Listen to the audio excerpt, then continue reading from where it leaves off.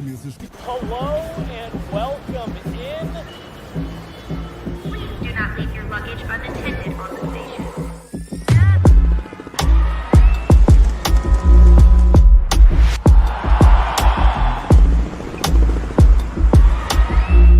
Welcome to the show. All right, welcome in. Avs fall in Minnesota 2-1 in the shootout, but Meghan, they do pick up a point.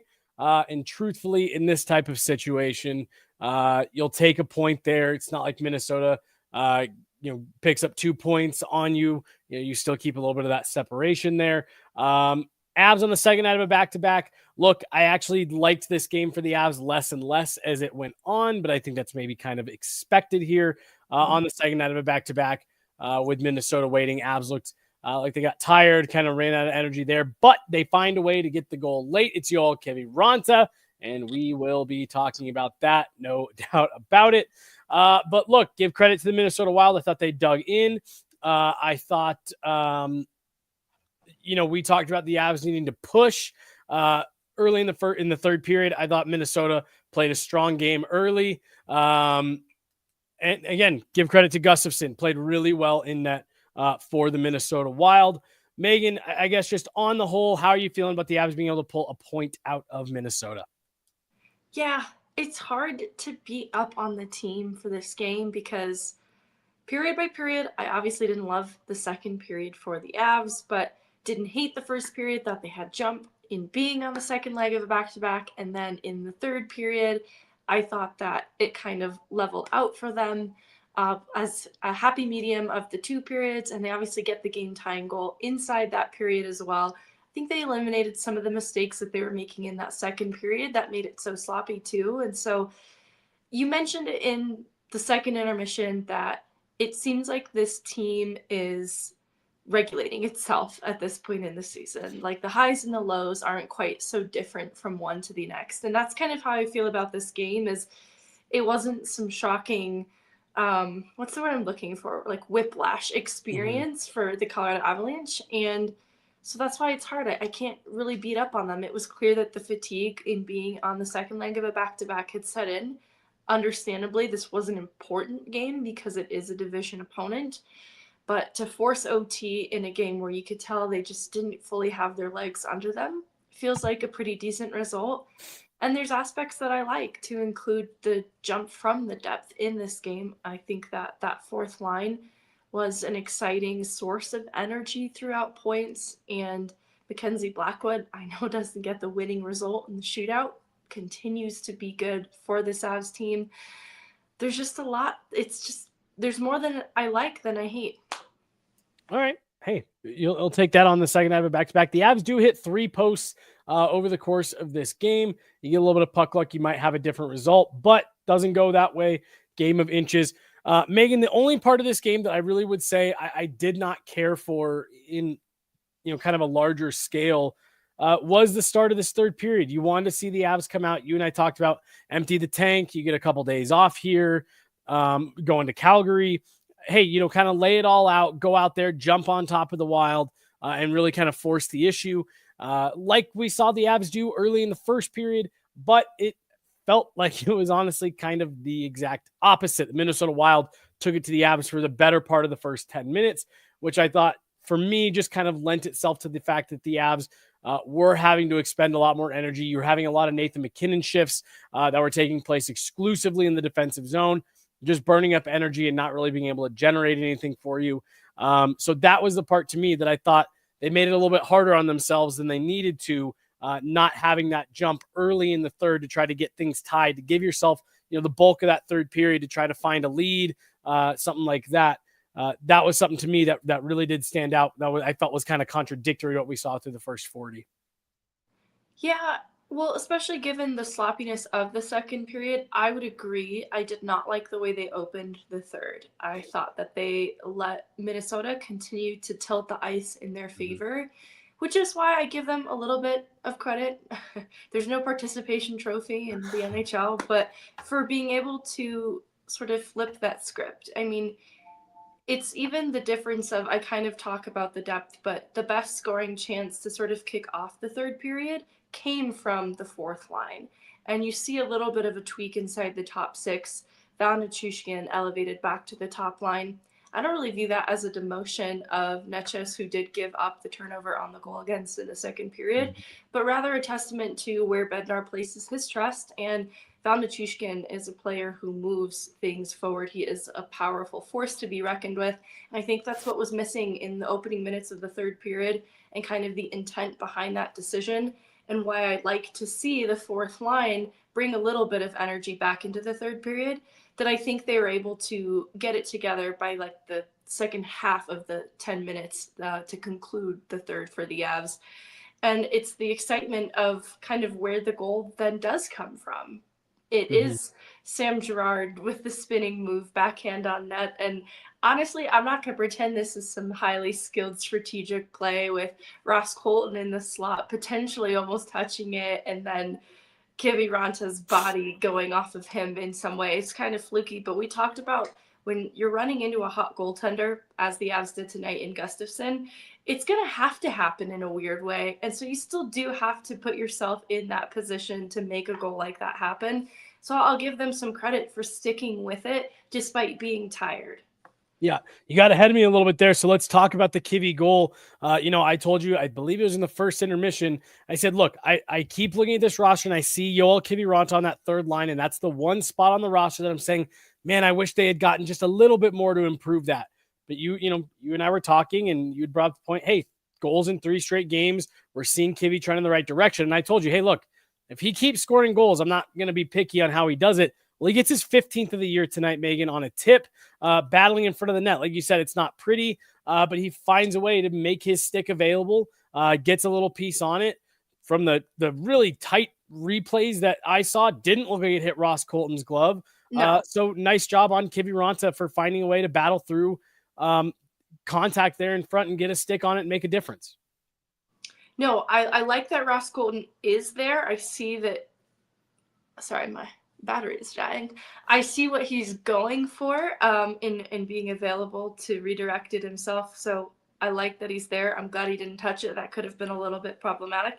And I like even more so that Kivy is sort of at the net front there to redirect it. That's good positioning, and it means getting to the inside ice. That's what allows this goal to happen and kind of capitalizes off of a bit of a weird thing. So I love the intent from Girard there too, because I continue to like what he did in overtime. I think that Girard was juiced up over his contributions on the tying goal there. So I liked his overtime period too. He had one of the only chances in the overtime period for either team. Yeah. And we're going to talk about overtime here in a second. I thought that was terrible. But, with the Kiviranta goal, what I like, one, I mean, he's gotten a few empty netters in there, right? Mixed in, he had an empty net a couple nights ago as part of this 4-game goal streak. He had the hat trick early in the season where 2 of them were empty nets. So sure, that happens. Mikko Rantanen's got a ton of empty nets this year. Alex Ovechkin has a ton of empty nets this year. 15 goals for Yoel Kiviranta. I know we like to joke around, but that's real production right there for him. And what I like about tonight is it's a goal that I feel like is coming in a way that we haven't seen Yoel Kiviranta produce earlier in this season, going to the front of the net, winning battles. And now we've seen him with some really nice shots, picking corners, going to the net, finding rebounds. He's finding a lot of different ways to score. And I think if you're Jared Bednar, you got to be pretty happy with what you've gotten out of a guy that at the beginning of the season, you and I were saying, if this roster is fully healthy, he's probably that 13th forward. What I've liked too, I don't have the official stat in front of me for Kivy, but he has come up in games that the Avs have been chasing where they kind of needed a hero. He scored in the recent San Jose game here at home, but the San Jose game on the road, the Avs were falling behind in that game, and it was Kiviranta who sort of helped to turn the tide for them. And so I think that's an important contribution from a player like that when you are looking like, all right, this top 6 is dangerous since the deadline, right? But they don't necessarily get going the way that you'd like, so much so that you see a little bit of a tweak in the third period. I'm not overly alarmed by that, but in a game where you need a hero and your top guys, they're getting stopped. This is a really good defensive Minnesota Wild team, great lane management. They're going to make it hard. Gustafsson is playing well. It's going to have to come from somewhere a little bit unexpected, and that's what I like about Kiviranta kind of being that guy over this last stretch. So glad you just said lane management. That was something that really stuck out to me about the Wild tonight. And, we can track blocked shots, see how many shots that were going towards the net that Minnesota was able to get in front of. But it's hard to find, any kind of meaningful stats on passes blocked or, pass completion, if you will. The Minnesota Wild, I felt like, had a stick or a skate or a shin or an elbow, an arm, a glove in every single lane that the Avs tried to get through for the vast majority of this game. Like you mentioned earlier, you give the Avs credit for continuing to fight through that, and it ends up being an ugly one that does get through, takes a deflection to find its way into the net. But I think you've got to give Minnesota a lot of credit, and this is what we've seen teams do that have had good success against the Avs this year. It's pack the middle of the ice, block shots, get sticks in lanes, keep them to the outside. You don't see a lot of teams do it successfully because it's a really tough thing to do with heavy discipline, to be selling out like that and not, find yourself out of position, giving up lanes. You've got to give the Wild a lot of credit for the way that they were able to contain some of the offensive creativity of the Avs. Yeah, you can see the attempts blocked somewhere around 23, block shots around 22. That's nearly half of what makes it to the net for Colorado. So their efforts, cut in half, almost 40 shot attempts, only about half making it to the net. I'm doing some terrible math there. Please forgive me. But you get the gist of it. Being, right. Is a team that is throwing a lot Minnesota's way, and Minnesota's absorbing it very expertly. And honestly, this is just something I've noticed about them as a team, something that they do well. And so credit to some of the young defenders in that group too. It's pretty solid, and they have a good answer for how Colorado likes to create. So Colorado had to get a little bit creative. All right. When Four Nations happened a couple weeks ago, there was all kinds of conversation about, oh my gosh, the NHL has to adopt 10-minute 3-on-3. And immediately that first podcast you and I did after, I was like, please no. Please no. I get what people think they're driving at, but it would be horrible. It would be so boring. Coaches have already found a way to strategically coach the fun out of 3-on-3. And hey, look, you're playing to win. You're not playing to have fun. You're playing to win. But Meghan, I don't know if I've ever seen a team play it as conservatively as what we just saw the Minnesota Wild do in the 3-on-3 overtime. 3 separate times I saw them get stuck in a tight spot and literally just dump it back to their own end, not make a pass, not make a play to another player, just dump it back to try to win a race going back, get a change. I thought that 3-on-3, and maybe I'm being way overly dramatic here, but that 3-on-3 was a great example for why the shootout is important. You got to get a winner eventually, and why you don't want 10-minute 3-on-3 overtime. No, I think you see some of the vulnerabilities from an entertainment perspective of OT when you have one team that is on the second leg of a back-to-back. It felt like a strategy on behalf of Minnesota to just sort of wait it out at the start of this overtime period. Like, they're going to get tired because they're already pretty gassed. So let's apply our push a little bit later into this OT period. And it didn't really go according to plan because I want to give the Avs some credit too.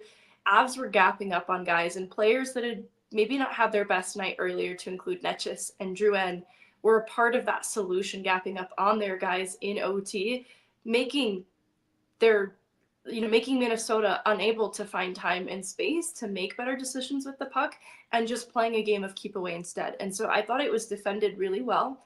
I thought seeing Charlie Coyle out there in OT, man, it's just so clear he's such a Jared Bednar player. Like, you could just kind of tell it. He really likes him.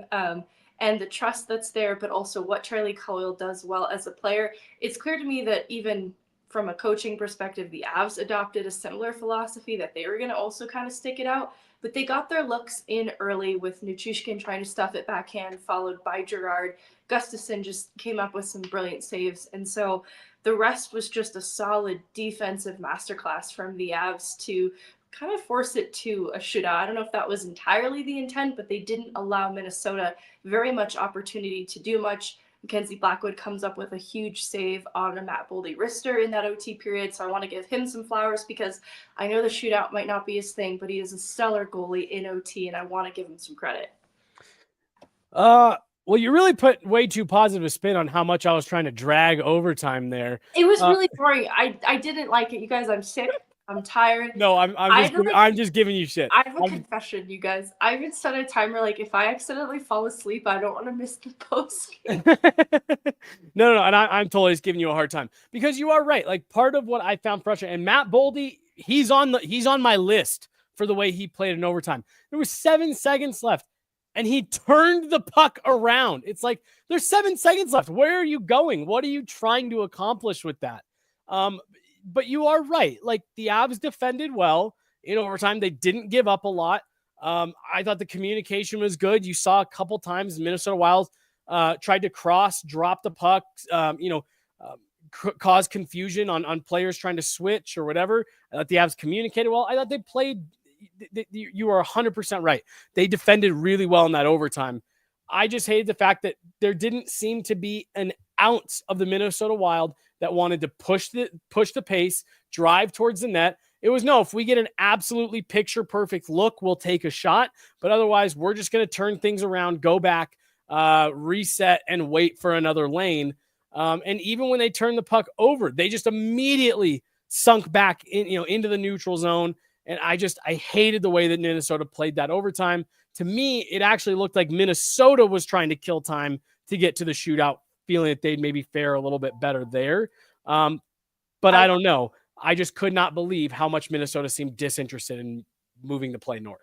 I thought the other weird thing about it was Colorado was getting a couple different players out there in OT, and Minnesota stuck to like the same, 5 or 6 guys rotating in or out with some pretty extended shifts for their units. And I couldn't fully understand the reasoning behind it. Like, they are a lot fresher in terms of how they should be feeling. Totally. Avs are kind of forced to get a couple of guys out there, whereas they opted to do it. And I just didn't know if there's a lack of trust because they are missing so many people that they just maybe didn't play that OT how they ordinarily would if they were at fuller health. All right, let's start to wind things down a bit here. Let's talk about the shootout. You mentioned it with Mackenzie Blackwood. You and I said not off the topic, off air, right before we got started. Shootouts just might not be Mackenzie Blackwood's thing. We've seen him in 2, I believe, now here in Colorado. I don't think he's come up with a save yet on one, and he got beat kind of bad on both of those goals. But hey, look, to your point, you can live with that. You can live with the fact that you have a goalie who maybe doesn't love the shootout. You don't have shootouts in the playoffs. And this Avs team is pretty good at keeping those few and far between. I thought the Avs shooters in the shootout were the best representation of just how tired and maybe mentally fatigued this group was. Yeah, you could see like a tiny bit of frustration from McKinnon on just the decision making for his shootout move, and obviously Netchus kind of slips up on the puck. So I think that it is a reflection of a tired team because I think they normally pose more of a threat in the shootout, truthfully. And yeah, Mackenzie Blackwood, it's almost funny how he kind of becomes a different goalie in the shootout. And what I mean is it's as if he operates better when there's a little bit like the game is more multidimensional. You're having to account for a defender in front of you, and you're having to account for, I don't know. Just the chaos of a play, right? The chaos of a play. It's like he's made better with the chaos. Well, and like we've even seen him on multiple occasions have to come up really big in succession on breakaways, multiple breakaways in a game, 2-on-1s. So it's not like he just can't play a player 1-on-1. No, he can. But I do wonder, to your point, if, when a player's coming on a breakaway, they're coming with speed, there's guys coming behind them, they're having to make quick decisions. I wonder if Mackenzie Blackwood just doesn't do well when players are able to kind of come in, take it slow, really kind of wind and weave their way through the zone. I wonder if that's just maybe what trips him up. And like you said, just kind of makes him a different goaltender. But like I said, I have no issues with a goaltender that struggles in a shootout. You hope that you don't get to that point very often. And you get to a certain point, and that just isn't, it's not a rule. It's not going to happen. No, yeah, he just, in game, through traffic, he sees pucks well. It's sort of funny then that the shootout can be his Achilles heel. You can live with that for sure. You can live with it. Let's put a bow on this one and get out of here for tonight. Kind of, 2 games in a row that kind of boring, a little bit slow moving. The Avs find a way to pull 3 points out of 4 in this back-to-back. Meghan, any final thoughts, not only on this game, but what you want to see? Like I said, like we had said, 2 days off here, then you get Calgary Friday. What do you want to see here over the next couple days into that game against the Flames? Yeah, that's a big game. They'll have a little bit of time to practice together as a team with some of the new players, because it has felt like the new players got into town, jumped into games, had an off day, and then they got into another game, second leg of a back-to-back. It's just kind of been this weird schedule where I don't think they've had enough of a good full practice with everybody together yet. So I think that'll be huge for them to have that under their belt and bond while on the road too, and grow a little bit closer. So, I can chalk up the weirdness of the Chicago game, because those games are always a little bit weird. Yeah. And I can chalk up this to being the second leg of a back-to-back. So Calgary's a clean slate. Like, they should be really recharged for that game. They should be hopefully feeling a little bit more good about what they're trying to do together. So my expectation gets higher for Friday. I like the point. It hadn't really gone through my mind of getting this group out on the road for a week when you've only got to play 2 games. It's a really good opportunity to get the team together, get some dinners, hang out at the hotel, things like that, without having to go on this grueling, 4 games in 8 days road trip. No, you get to go get 5 days on the road with this new group that you've got here, and just play a couple games. I largely agree with everything that you said. I think you should feel good about where you're at.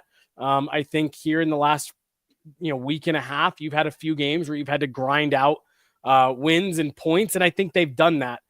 Which you got to feel good about the mix of this group post deadline and just kind of the early returns you've seen. A long way to go. A lot of things you want to clean up, a lot more comfortable. You want to get certain players.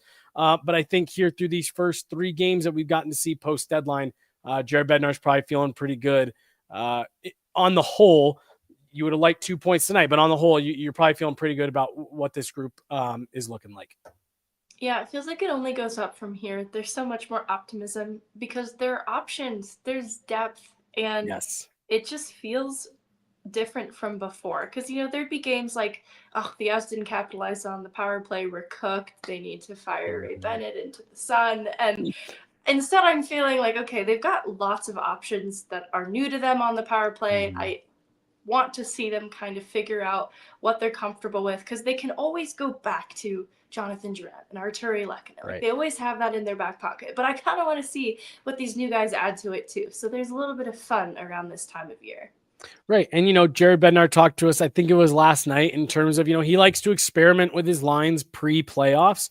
He's not going to have quite that luxury. They're in a little bit of a tighter race right now than they have maybe been in the last couple of years. But yeah, he's going to try different looks, knowing that we know Jared Bednar likes his safety blankets, of lines, of combinations, and he'll go back to that stuff as needed.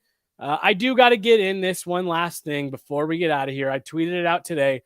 Look, I know Jared Bednar is not going to win Coach of the Year every year, and I'm not saying that, I have no problem with Spencer Carberry in Washington being the front runner right now for the Jack Adams. What he's done with that group, way overachieved. But NHL.com put out their list today of their top 3 finalists plus 4th and 5th who received votes. Jared Bednar nowhere in the top 5 for Jack Adams voting, Meghan. And again, you're not going to win it all the time and any of that. No problem with Spencer Carberry. But what he's been able to do with this group, given 47, 48 different players in the lineup this year, I thought he'd get a little bit more recognition than not even top 5. No, I agree. I found it a little bit shocking, but I also feel like Bednar gets left out of the conversation a lot. So I've stopped being surprised, because I think the names that are there belong there in a lot of ways. Include Carberry and Dean Evison and what he's done for 100%. Columbus this year.